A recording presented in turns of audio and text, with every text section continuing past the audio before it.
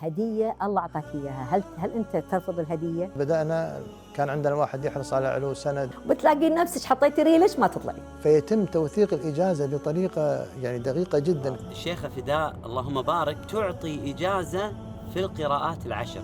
كتاب معك على طول.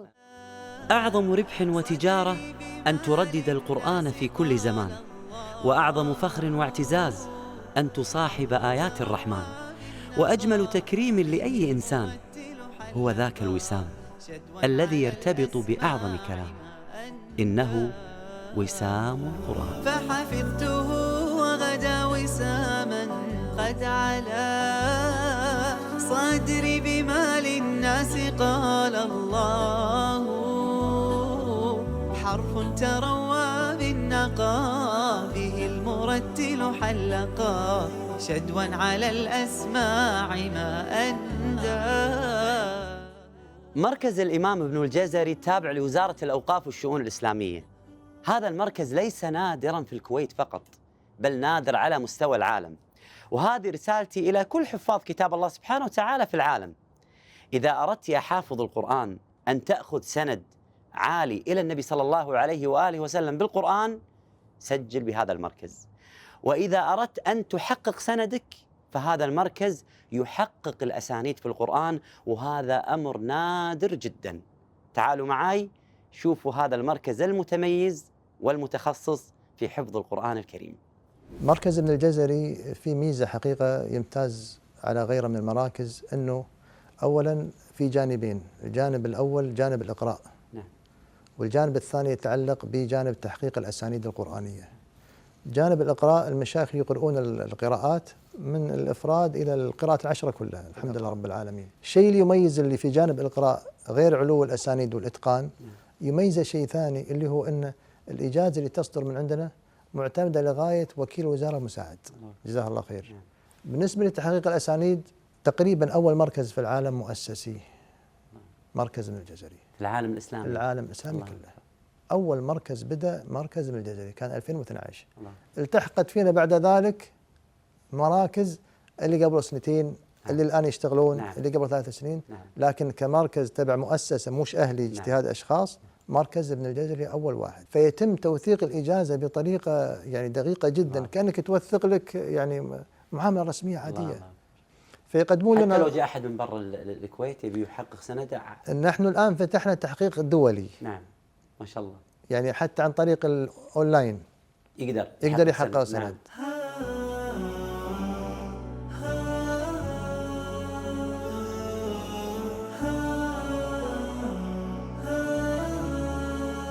وهذا المركز من المراكز اللي احنا اصلا في هذا البلد، وكمقدم هذا البرنامج الكويتي افتخر فيه امام كل الناس. يعني ان المركز ما شاء الله خرجنا اكثر من 1200 طالب. تبارك الله. اللهم لك الحمد. نعم. الاجازات اللي حققناها اكثر من 1600 اجازه. تبارك الله. اعداد يعني ما شاء الله. شيخنا هذا المركز كيف بدأ؟ كيف اتت فكرته؟ ومتى؟ في اي سنة؟ بالنسبه للمركز ابن الجزري هو كان في بدايته عباره عن حلقات سند. والشخص الذي له الفضل الأول فيما أعلم بعد الله سبحانه وتعالى في ظهور حلقات السند الشيخ عبد السلام حبوس رحمه الله. جاء من المدينة المنورة واستقر عندنا في الكويت سنة 1988. ثم وين كان مكانها وقتها شيخ؟ كان في كل مسجد. أذكر الشيخ عبد السلام الله يرحمه في صباح السالم. أي الشيخ عبد السلام في مسجد الهاجري بمنطقة صباح السالم. نعم. كان كل شيخ حسب مكان اللي هو فيه مسجده. أنا قرأتها متأخر يمكن في 2000 وأتصور 2003 2004 يمكن. أنا قرأت، لكن في التسعينات الشيخ كان يقرأ الشيخ عبد السلام. بعدين جت الشيخ أم سعد في 2005 2006 في الحدود هذه. نعم. تقريبا صحيح تقريبا يعني. وخرجت عدد كبير ومنهم انطلق يعني انتشر. ولا كان قبل الشيخ عبد السلام يقرأ رجال ونساء. نعم.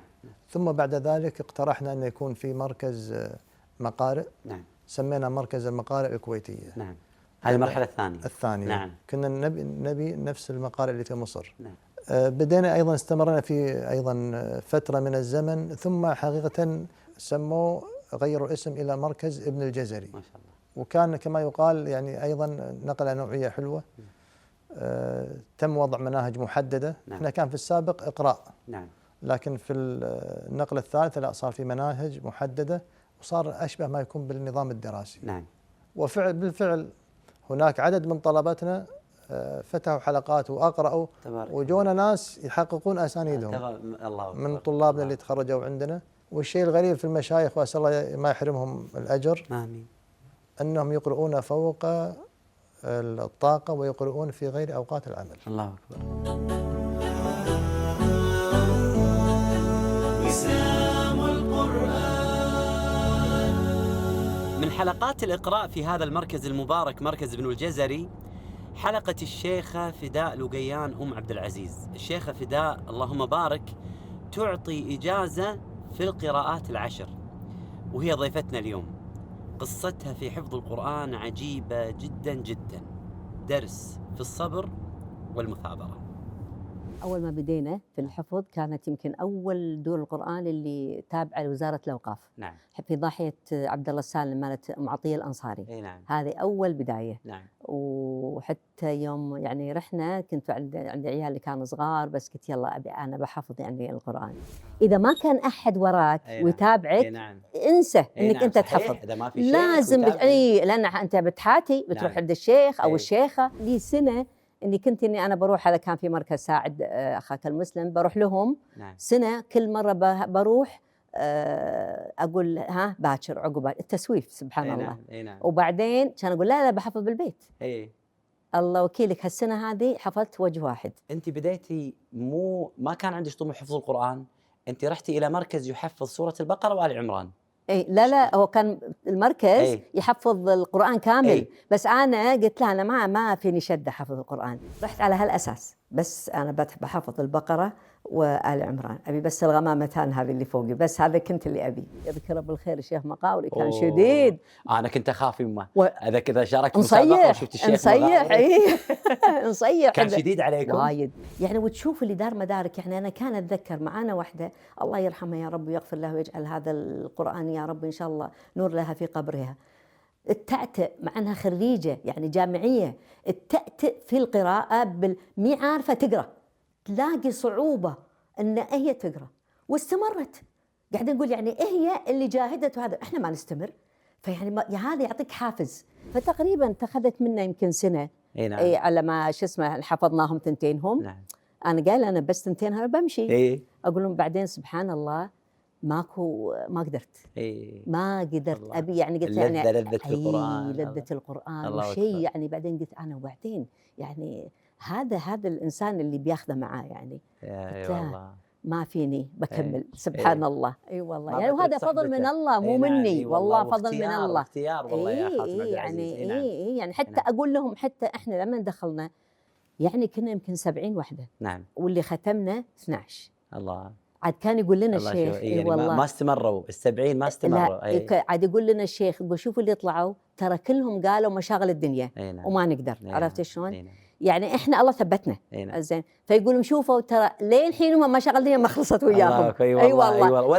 ولا حفظوا. نعم. لا هم اللي حفظوا ولا هم اللي مشاغل الدنيا يعني خلصوا منها. وكملنا مع الشيخ يعني تقريبا 4 سنوات واحنا وياه. اللي اقوله للخاتمه نعم. ترى انت لما ختمتي ترى هذه البدايه. الله. انا اخلص من شيء ادخل في شيء، اخلص من شيخ واروح عند شيخ. الله. يعني من مشايخك اللي قريتي عليهم؟ اللي قريت عليهم كان الشيخ بعدين عندنا الشيخ علي العازمي. نعم. احنا ماخذين حص، فقال خلينا ناخذ شعبه، فخذيت معاه شعبه. وبعدين قال لي خلينا نقرا في قصر المنفصل من طريق الطيبة يعني. فختمت معاه. هني بعد نفس الشيء وزارة الأوقاف افتحت المجال إنه للقراءات اللي يحب يعني يقرأ يعني. فدخلنا احنا كذا وحدة يعني على أساس احنا نكمل يعني وياهم.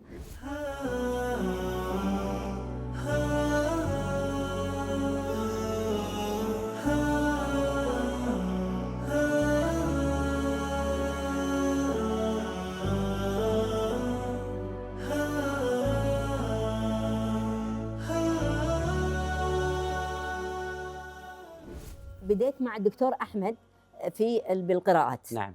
كملنا وصلنا يمكن أنا أتذكر وصلنا يمكن لين إبراهيم يمكن. نعم. سورة إبراهيم. هو بعدين انتقل راح المدينة. نعم صحيح. إنزين الحين بقى انا وصلنا الحين لا كذي ولا كذي، الا رحت عند الشيخ علي العازمي جزاه الله خير. والله الشيخة فداء يعني، وأنا عرفته متأخرا لما كنت أقرأها مع مجموعة من الأخوات، لكن جزاها الله خير كانت هي وأيضا المجموعة اللي معها كانوا كلهم متميزات، على الرغم أن كبر السن مع ذلك كان عندهم عناية وحفظ. يعني عشان الإنسان لا يقول ويش وأنا رديت من أول وجديد. الله. اني اقرا من ولا زعلتي ولا ابدا. قلت يعني الله يعين ان شاء الله. طبعا يعني انت يحس في نفسك انت واصل سوره ابراهيم. نعم صحيح. وترجع من صحيح. الاول تقرا مره ثانيه. بس قلت يلا خلينا شو اسمه. كل هذه يعني ياتيك سبحان الله تحبيطات ووساوس من الشيطان، بس لما تستعيذ بالله وتتوكل عليه الله سبحانه وتعالى يعينك، فترجع من اول وجديد وتقرا مره ثانيه. رجعت مره ثانيه وقريت على الشيخ علي. الشيخ شوي استمرض فما قدر انقطع يعني. وصلت انا يمكن جزء 24. تبارك الله. اي هني كان عاد سمعت فيه الشيخ السبسبي. اي نعم. ما تركتي ما قلتي خلاص دام انه مرض خلاص. لا كان ارد من اول وجديد. اوه ما شاء الله. من مع الشيخ السبسبي. نعم. من اول وجديد. من الفاتحه. من الفاتحه. بدينا وبديت اول شيء بالجزئين الاولين خذيت اللي هم بس السبع بس يشوفني متمكن. نعم. يعني اني متمكنه انا ولا نعم. لا. وبعدين كملت وياه لين 10. وانتهيت منه. خلصت من الشيخ السبسبي بلشت مع الشيخة ميرفت مغاوري من المدينة المنورة. تبارك الله. تبارك. وأنا الحين معاها في تقريبا وصلنا الجزء 20. ما شاء الله تبارك الرحمن. طبعا احنا لما قرينا طبعا أول ما بديت يمكن الفرد بس اللي هو شعبة يعني، بعدين جمعنا ال7. فالجمع بالبداية كأنه طلاسم، كأنك يعني شو أنا إيش قاعد أسوي؟ بس أنت لازم عندك دفترك وتحضر بالدفتر، ما تعتمد على الكتب. لما تكتب هني ترسخ المعلومة. تكتب مثلا الآية، أنا أكتب الآية كنت، ولما أكتب الآية أكتب تحتها من الأولوية مثلا أول بالبداية قانون من يندرج معاه يعني عرفت شلون؟ فهذا يعطيك الملكة. هو بالضبط رياضيات يعني من الأول من الثاني من اللي عرفت. يعني أقول لك يمكن تتم إلى أنت 5 أجزاء وأنت مشوش وعلى أعصابك لأنك شيء جديد وخايف أنك أنت ما تسمع. بعدين سبحان الله الله ييسر لك وتصبح سلاسة يعني عندك يعني بالقراءة. يعني هو زاد للآخرة. اي نعم. يعني انت انظر لهذا الشيء هذا. بناتنا يقولون التدريس واولادنا احنا كانوا صغار وامتحانات وادرسهم. وبعدين الحين الله يخليك متدلعين. احنا اول ما كان عندنا يعني احنا كل اهل خادم. اي نعم. اي والله. اي والله. احنا اول لا احنا كانت وحده بالضبط. وكنت انت بعدين مسؤوليه البيت وكنت يعني ما تلحق. وبعدين ودوام يعني كنا نداوم عرفت شلون. بس يعني كنا نجاهد. نجاهد. نعم. وانا اقول اولا واخيرا فضل لله سبحانه. نعم. اللي ثبتنا. نعم. والله الرساله اللي اقدمها لمن يحفظ القران، اقول ان الامر لا يتعلق بالعمر ولا يتعلق بالانشغال او عدم الانشغال، لان في الان اطباء معهم قراءات ويقرؤون عليه حقيقه. في اطباء عندنا بالكويت، فما لها علاقه لا بالوظيفه ولا بالعمر بالنسبه لحفظ القران. نصيحتي للجميع إخلاص النية لله. ما ترى احنا في الصغر لما بدأنا كان عندنا واحد يحرص على علو سند، يحرص على كذا، بس يبدو الواحد لما وصل مرحلة السن هذا عرف انه يعني ما كان الله سيبقى، وانه فعلا غير الإخلاص ما في شيء. والله القرآن غيرني 180 درجة. يعني القرآن هذبني. القرآن أنا وأنا يعني أقرأ ألاقي يعني هذه توجيهات ورسائل من الله سبحانه وتعالى. أصلاً القرآن ما هو؟ منهاج حياة. أولاً من ناحية اللغة العربية، ثانياً الله سبحانه وتعالى يعطيك توجيهات. أحياناً والله أنك أنت تكون مثلاً سبحان الله في مشكلة وكأن هذه الآية تخاطبك وتقول لك سوي كذي سوي كذي. لا تقول لي يعني اسمحوا لي أنا دكاترة علم النفس ولا هذا ياخذ ما في خاطرك وياخذ ويعطيك الحلول ويعطيك الطمأنينة، يعطيك السعادة، يعطيك أنت شلون التعامل مع الناس. هذا القرآن تاخذه لا تهد هد الشعر، تاخذه وتاخذ منه أنت العبر وتاخذ منه الحكم اللي الله سبحانه وتعالى يعطيك فيها. أجمل صاحب القرآن الله. أيوة. من تجربين صحبته ما ودش تخلين عنه. سعادة أصلا يصير يعني هو ديدنك. الله يعني أنت يوم يمر عليك ما تقرأ ما تسمع مع هذا قمته. الله. سبحان الله. الله أكبر. يعني هو السعادة. الله سبحان أكبر. الله. بعدين خلاص حتى يعني حتى اللي يشوفونك الحين مثلا الحين انا الحين احفادي ولا شيء ده يشوفوني المصحف معي في كل مكان الله يعني الله. وانا اتعمد اقرا قدامهم بالصاله بس ابي على اساس ان هذا يعني يكون في ذهنهم يعني متعه. هذا ما كان يقول لو على ما فيها السلاطين لا قاتلونا عليها. بالفعل هذه هي المتعه. بس عشان انا اقول لك ان اللي ترى اللي دار مداري مو عدد قليل، عدد كبير من اللي دار مداري قاعدين يعني يقرون بالقراءات. اللي ختمت واللي ما ختمت قاعده تختم، لكن مثل ما قلت لك ما يحبون الظهور. ام عبد العزيز ما عندها شغل؟ يعني ما تطلع، ما تروح، ما تزور، ما عندها احفاد، ما عندها بنات؟ من وين هذا الوقت؟ عندي جمعيه تبارك الله. عندي جمعيه خيريه الله يعني. عندي فيها الجمعيه الخيريه فيها مشاغلها اداوم فيها من الصبح الى الظهر. الله اكبر. ترجعين البيت عندك مشاغل وارجع البيت مشاغل البيت. من تنوي الوحده تبي تحفظ يدخل عليها الشيطان، لا عيالك اولى، لا بيتك اولى، عرفت شلون؟ فهني تاكدي هذا لما يصير هالوساوس ترى هذا طريقك الصحيح. هذا الطريق الصحيح معناته ان انت يعني رايحه بالطريق الصحيح، لكن الشيطان ما يبي بتروحين في هذا الطريق. اللي يعيش مع كنوز القرآن وآيات القرآن والأعمال الصالحة دائما امامه عائق اللي هو وسوسة الشيطان، يبي يحيل بينه وبين هذا. نعم. يغويه عن العمل الصالح. نعم. خالتي عبد العزيز شلون تغلبت على الشيطان؟ اللي يوم من الايام يقول لها خلاص عاد ليه متى؟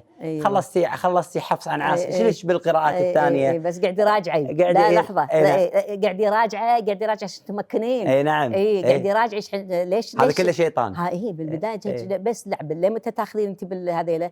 قاعد يراجعي. طيب انا اراجع حفص ليه متى؟ على القليله اقري مثلا شعبه بالبدايه، اقري افراد، اقري خلصتي شعبه اخذي قانون، عرفتي شلون؟ لكن لا تظلين انت بتلاقين متعه بعدين عقبها. فهذه انا اتصور اي اخت يعني بدت في حفص وتمت لها كذا سنه ويعني واجيزت من شيختها بالاتقان تحول يعني لو بالافراد. ترى انا قدامكم كمثال خالتي ام عبد العزيز، لا انا قاعد اقول لكم قصه من الخيال ولا قاعد اجيب شيء مو موجود، كاهي موجوده الله يطول في عمرها ويخليها. جزاك الله خير. نبي نسمع منك. أنا أقول لك أول شيء القرآن ترى ما له عمر. نعم. يعني اللي حتى الحين أنا ما بوجه بعد للصغار، أنا حتى للكبار. نعم. أنا أقول للي ما حفظت القرآن يعني أنت فاتك الخير العظيم. صيري مثلي، قولي بحفظ الزهراوان البقرة وآل عمران، وبتلاقي نفسك حطيتي ريلش ما تطلعي. هذا لا يمل، في كنوز لا تمل. لا تمل. خل أنت هذا الكتاب معاك على طول. مو بس بتحطه بالجنطة، لا ولا تحطه بالسيارة، تقرأه. أنت بحفظك للقرآن تحفظين بيتك، تحفظين أسرتك، تحفظين عيالك. أنت بحفظ منه؟ بحفظ الرحمن. خالتي عبد العزيز عندنا مداخلة. نعم. ودنا نسمعها أنا معك. نعم. ونبي تعليقك عليها بعد إن شاء الله. أختي أم عبد العزيز يعني ما شاء الله تبارك الرحمن دأبت يعني من أعوام طويلة على العمل الخيري، وهي غنية عن التعريف في بصماتها في جمعية الرعاية الإسلامية، وما شاء الله تبارك الرحمن يعني كرست جل وقتها واهتمامها لخدمة كتاب الله القرآن الكريم حفظا وتلاوة، وتعلم أحكامه وعلومه، وذلك من فضل الله والحمد لله الذي وفقها وعانها على ذلك. كذلك يعني أختي أم عبد العزيز يعني ما شاء الله يعني هي فعلا مصدر فخر واعتزاز لنا جميعا كعائلة ولبلدنا الحبيب الكويت، وأسأل الله العلي العزيز الغدير أن يبارك في جهودها ويحميها ويلبسها تاج الصحة والوقار. وهنيئا لها صراحة أختي أم عبد العزيز على حفظ كتاب الله، وهنيئا لها الأجر العظيم والثواب الجزيل، مع تمنياتي لها بدوام التوفيق والنجاح، وعسى الله يوفقك اختي في دنيا واخره، وجزاك الله الف خير عنا، ونفتخر فيك يا ام عبد العزيز، وشاكر لكم على هذه المداخله وتمنياتي لكم بالتوفيق. والله انا اقول لك بالنهايه والله هذا الفضل من الله سبحانه وتعالى. يعني ان حتى انا اقول لك حفيدي وهو يحفظ اقول له ترى شوف يا يمه ترى هذا فضل الله ساقه لك. يعني يعني هديه الله اعطاك اياها. هل انت ترفض الهديه؟ مستمتعين بهالدقائق الجميلة. أنا أعتبر بالنسبة لنا في برنامج وسام مع القرآن أنت بالنسبة لنا هدية. جزاك الله خير. وبالنسبة للمشاهدين والمشاهدات هدية أنهم ينهلون من علمك وكلامك الجميل. وبالنسبه لك انت هديه انه يكون في ميزانك اللي يحفظ بسبب يا رب سنتين. امين. تعبناك لا معه، لا والله لكن ان شاء الله انه بالعكس، يكون هذا في ميزانك. للقرآن واهل القرآن ما نقول لا. اذا اردت ان تعرف مقدار محبه الله سبحانه وتعالى لك فانظر حب القرآن في قلبك. هذا كلام ابن القيم رحمه الله، تذكرته وأنا أشاهد حب القرآن في عين أم عبد العزيز الله يحفظها ويبارك فيها. وأنا معاها بالتصوير قلت لها سامحينا تعبناك وأخذنا من وقتك. قالت إذا كان من أجل القرآن ما في تعب أبدا. وأنت إذا أردت محبة الله سبحانه وتعالى لك فاقترب من القرآن. كيف تريد محبة الله سبحانه وتعالى وأنت بعيد عن كلامه؟ حفظاً وتدبراً وعملاً بهذا القرآن. فإذا أردنا كلنا محبة الله سبحانه وتعالى لنا فعلينا بوسام القرآن. تتنفس الأرواح حين تراه عطرا تفوح شذابه الأفواه. برنامج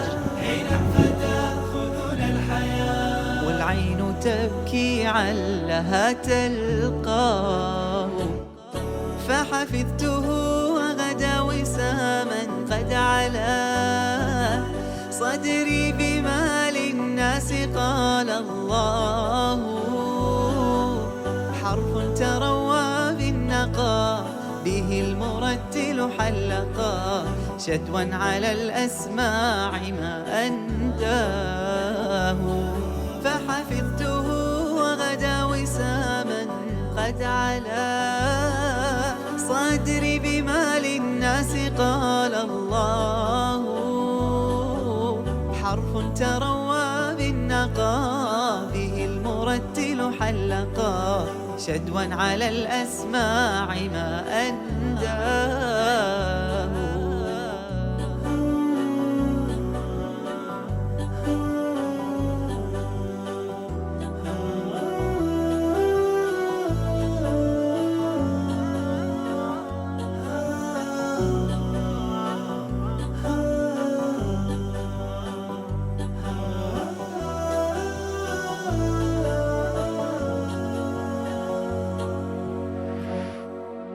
أحيا قلوبا في ربى آياته